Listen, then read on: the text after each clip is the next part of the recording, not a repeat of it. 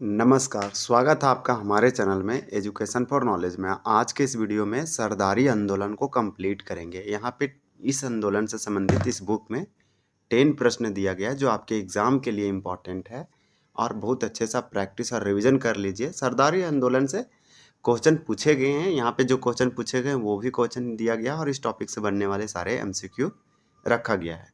मैं हूँ झारखंड बुक है, देव कुमार के द्वारा लिखा गया। अगर इससे पहले आप नहीं देखे हैं, कोल विद्रोह, भूमिज विद्रोह, संथाल विद्रोह, ये सारे जनजातीय विद्रोह का एक इम्पॉर्टेंट टॉपिक है और ज़रूर देखिए।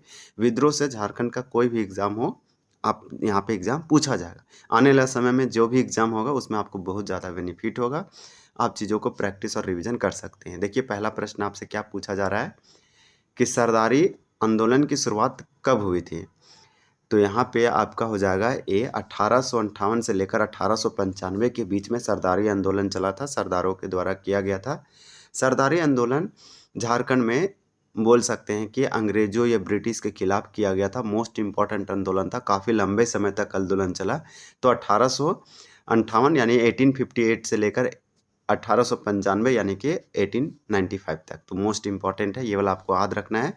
वहीं आप देखेंगे 1898-99 के आसपास या 1899 से 1900 ईस्वी के आसपास उलगुलान विद्रोह भगवान बिरसा मुंडा के द्वारा बिरसा मुंडा आंदोलन किया गया था। ये भी आप याद रख सकते हैं, मोस्ट इम्पॉर्टेंट है।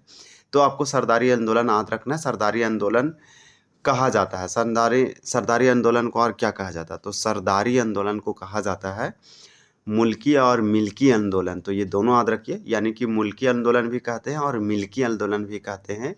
सरदारों की मिल्की नहीं, ये सब गलत दे रखा है, लेकिन यहाँ पे आप याद रखिएगा, ये मोस्ट इम्पॉर्टेंट है। लोगों के द्वारा किया गया, लोगों का जो से एक्सप्लॉइट किया जा रहा था, तो इसी के जो से ब्रिटिश या अंग्रेजों के खिलाफ किया गया था। हालांकि इसको देखेंगे कितने चरण में चला, कितने यहाँ पे दिया गया। देखिए अगला प्रश्न आप देखेंगे तो आपको यहाँ पे समझ में आ जाएगा।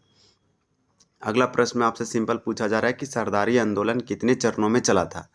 तो 3 का आपका आंसर सी होगा, 3 चरणों में। टोटल ये 3 स्टेप में कंप्लीट हुआ था। ये सरदारी एक मूवमेंट था, झारखंड का इम्पोर्टेंट मूवमेंट में से एक है। तो सरदारी आंदोलन 3 चरणों में चला था। इसका सरदारी आंदोलन को और किस नाम से जाना जाता है? तो मिल्की और मुल्की, तो दोनों आप याद रखिए, आंदोलन से नाम से जाना जाता। देखिए फिर आपसे यहाँ क्वेश्चन पूछा जा रहा है कि सरदारी आंदोलन में हड़पे गए जमीन को वापस पाने हेतु कोल सरदारों ने लगभग कितने वर्षों तक आंदोलन किया था? तो आप यहाँ पे आपको समझ में आ रहा होगा कि सरदारी आंदोलन में क्या हुआ कि हड़पे गए जमीन को वापस पाने हेतु कोल सरदारों ने कितने वर्षों तक आंदोलन किया। तो किसने किया? तो ये भी पूछा जा सकता है, सरदारों या कोल सरदारों ने सरदारी आंदोलन को चलाया था। किस लिए? क्योंकि जो दिक्कू थे, बाहरी थे या साहूकार जमींदार या ब्रिटिश इसके ज़मीन को नीलाम या फिर हड़प लिए जाते थे, तो इसी को वापस पाने के लिए ये आंदोलन चला था और काफ़ी लंबा समय तक चला। आप देखें कि 1858 यानी 1858 से लेकर ये चला है 1895 तक। तो ये अपने आप में बहुत ही लंबा संघर्ष रहा इन लोगों का। तो यहाँ पे 4 का आपका करेक्ट आंसर हो जाएगा बी, 40 वर्षों तक चला। तो ये याद रखिएगा, अप्रोक्स लगभग 40 सालों तक चला है। इसके बाद ये किस क्षेत्र में हुआ? तो कोल्हान वगैरह में और दूसरे क्षेत्रों में भी फैला था। देखिए इस आंदोलन से एक क्वेश्चन यहाँ एक्साइज कांस्टेबल 2019 में पूछा गया था, जो कैंसल एग्जाम हुआ था। इस प्रकार से यहाँ से कभी कभी क्वेश्चन जो एग्जामिनर होता है, जो सेट करता है, वो पूछ लेता है। तो आपको हर आंदोलन होना चाहिए। इसके बाद जैसे ही ये कंप्लीट होगा उसके बाद हम लोग सफाहोड़ आंदोलन देखेंगे। हम लोग इससे पहले कई सारे आंदोलन, हर आंदोलन को अलग सेपरेट वीडियो बना रहे हैं। हालांकि प्रश्न किसी में ज़्यादा हो जा रहा है, किसी में कम हो रहा है, किसी में 10 प्रश्न, किसी में 7 प्रश्न, किसी में 30। जैसे में अभी हम लोग इससे पहले वीडियो जो डाले थे वो संथाल विद्रोह था, उसमें 35 क्वेश्चन था। तो इस तरह से आपका सेपरेट वीडियो रहेगा। तो आपको जो सर आंदोलन देखना रहेगा, प्लेलिस्ट आप सेव करके या विजिट करके आप एग्ज़ाम के समय वही आंदोलन को सिर्फ देख सकते हैं, समय को बचा सकते हैं। और उससे क्या होगा कि आपका बहुत सारे टॉपिक कंप्लीट रहता है और कुछ कुछ टॉपिक कंप्लीट नहीं रहता। उस टॉपिक को कंप्लीट करके पूर्ण रूप से सिलेबस को कवर कर सकते हैं और एग्ज़ाम को आसानी से क्रैक कर सकते हैं। तो ये सारे लोगों के लिए बेनिफिट होगा, जो बिगनर है, फ्रेशर है, जो ओल्ड भी है। देखिए सरदारी आंदोलन का निम्न में से निम्न कारण से हुआ था। तो सरदारी आंदोलन किस लिए हुआ था सो पूछा जा रहा है। तो 5 का आंसर डी होगा। बी और सी दोनों कारण था, यानी कि बेगार का मतलब आपसे काम भी करवा लिया और पैसा मजदूरी भी नहीं मिला। तो मतलब कि बालत श्रम लागू किए जाने के विरुद्ध कृषक असंतोष, मतलब जो कृषक, जो फार्मर या पीजेंट था, उसके अंदर असंतोष जगा, कहीं ना कहीं उन लोगों के खिलाफ प्रति जो है विद्रोह का भावना आया। वो असंतोष थे, किस लिए कि बेगार लागू कर दिया था। तो इसलिए एक मेन कारण है सरदारी आंदोलन होने का। दूसरा है कि बिचौलियों द्वारा कानूनी ढंग से किराए में वृद्धि। तो कानूनी ढंग से किराए में वृद्धि का मतलब जो किराया टैक्स लगता था या रेंट लगता था उसमें ये इंक्रीजमेंट कर दिया था। तो बिचौलियों द्वारा ये सब किया जा रहा था।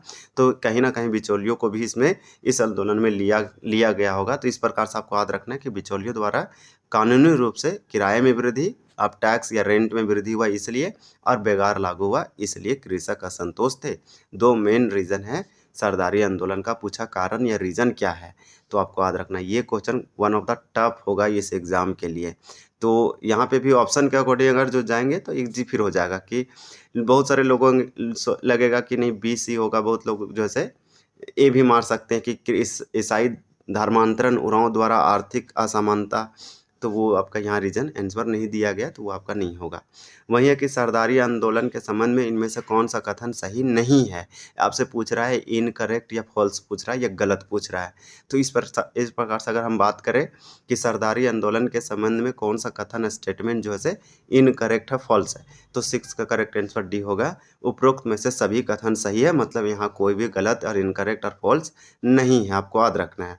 जैसे में सरदारी आंदोलन के सारे हम पढ़ लेते हैं और इस प्रकार से हमारा थ्योरी वगैरह भी अच्छे से कंप्लीट हो जाएगा, क्योंकि स्टेटमेंट बाय क्वेश्चन एक साथ क्वेश्चन में पूछा गया तो जेपीएससी में ऑब्वियसली पूछा जा सकता है। तो प्रथम चरण भूमि आंदोलन के रूप में, तो आप याद रखिए कि सरदारी आंदोलन एक अर्ली आंदोलन था, काफ़ी साल पहले हुआ, और ये प्रथम चरण भूमि आंदोलन के रूप में 3 स्टेप में हुआ। आप देखें ना टोटल कितने चरण में हुआ, 3 स्टेप में।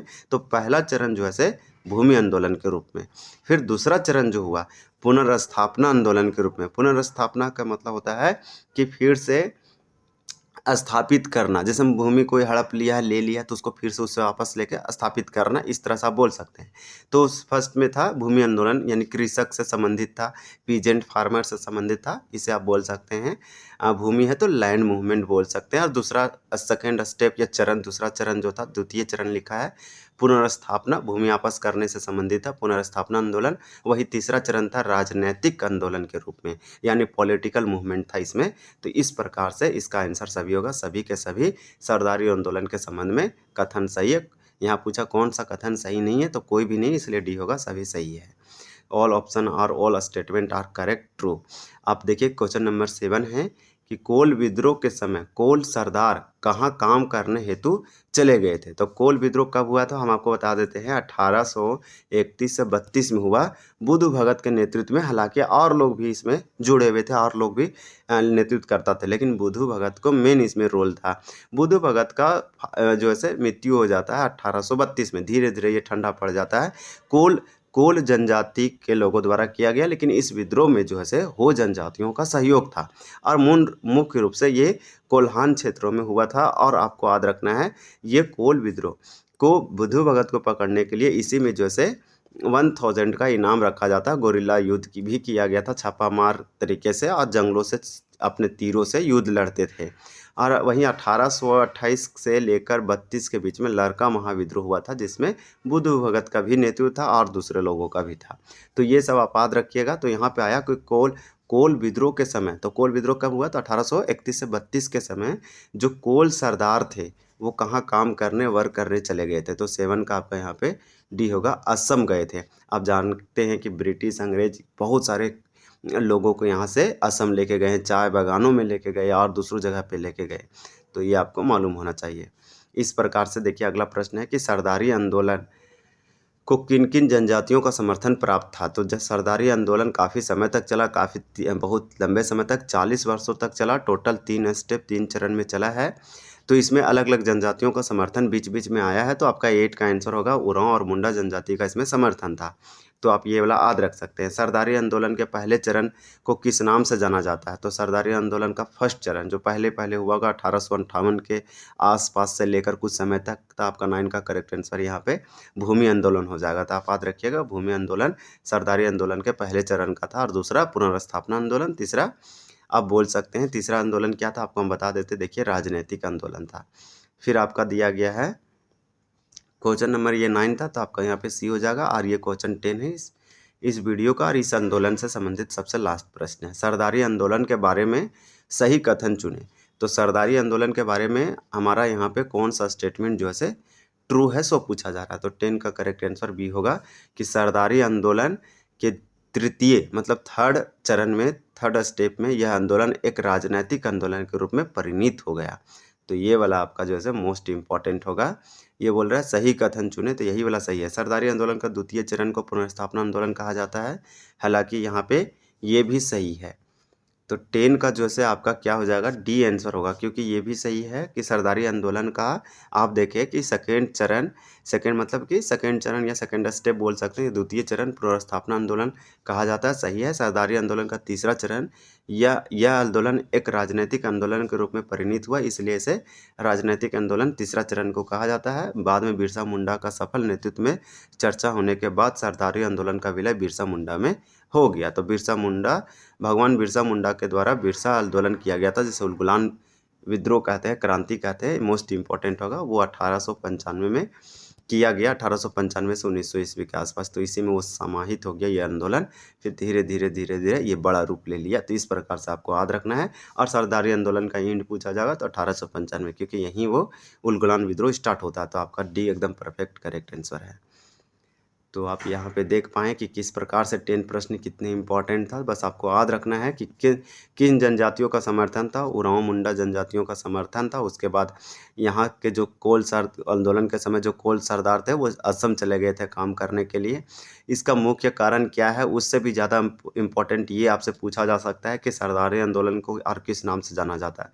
तो मुल्की और मिल्की आंदोलन से वही सरदारी आंदोलन कितने चरणों में चला था, तो 3 चरणों में चला था। ये आप याद रखिएगा। और पहला प्रश्न जरूर याद रखिएगा कि सरदारी आंदोलन की शुरुआत कब हुआ था। तो ये वाला आपका आंसर यहाँ पे ए हो जाएगा। इसी प्रकार से आपको दिखाते हैं कि अगला हम लोग वीडियो जो है सफा होड़ आंदोलन को करेंगे।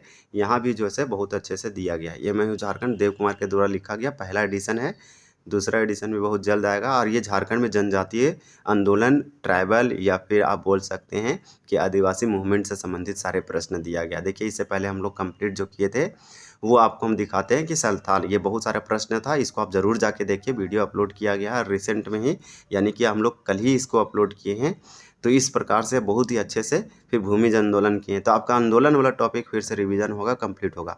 आप अभी से ही रिवीजन और पढ़ते जाइए। आप अचानक एग्जाम समय टाइम नहीं रहता, आप सारे कुछ को रिवीजन नहीं कर पाते, नहीं देख पाते, और आपका 1-2 नंबर के कारण नहीं हो पाता। तो उस चक्कर में आपको नहीं रहना है, आपको लीडिंग बनना है। तो इस प्रकार से आपको थोड़ा एवरीडे स्टडी करना है। तो इस प्रकार से और होनेस्टली के साथ, अपने आप को ईमानदारी के साथ। तो चलिए वीडियो को एंड करते हैं। बहुत जल्द हम लोग सफा होड़ आंदोलन को कंप्लीट करेंगे। धन्यवाद।